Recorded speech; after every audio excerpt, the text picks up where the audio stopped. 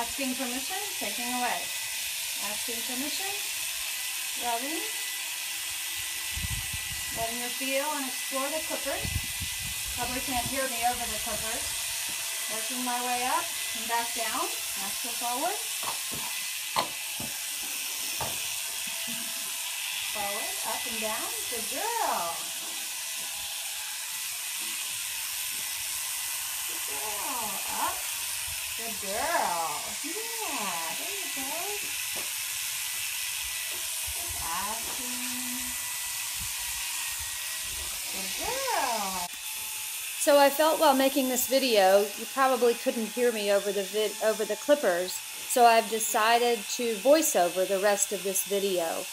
I was moving the horse forward, working on having her have some softness and patience, and then as she makes a try, I put in the reward, which is taking away the clippers. Here, she's backing away because she's worried. I keep the clippers in place and ask her back forward.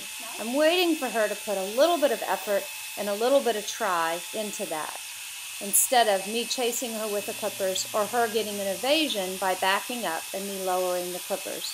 Here I'm using the lead rope just to ask her head back. It looks as if I'm pulling on it, but I'd like to be very clear that I'm not pulling on it, and instead I'm using it to keep her from leaving. There, I even let go. I'm looking for her to have some softness and understanding that the clippers are not to harm her, and so every time she lowers her head, can move her feet forward and be a little more relaxed, I turn the clippers off. Here I'm just changing the subject because she made a big effort, and I'm going to clipping an area that doesn't bother her as much, which is on the mane. She's really doing much better. This is the first time I've worked seriously on this. I've done a few things to prepare for it, like using a personal hand massager that has a battery and help her get used to the vibration. But I only did that for 4 or 5 minutes and then was able to go right to the clippers. You'll notice here, as I'm coming up between her ears, she's starting to get a little bit worried. As I came over that ear, she threw her head up. I checked the clippers to make sure they're not hot.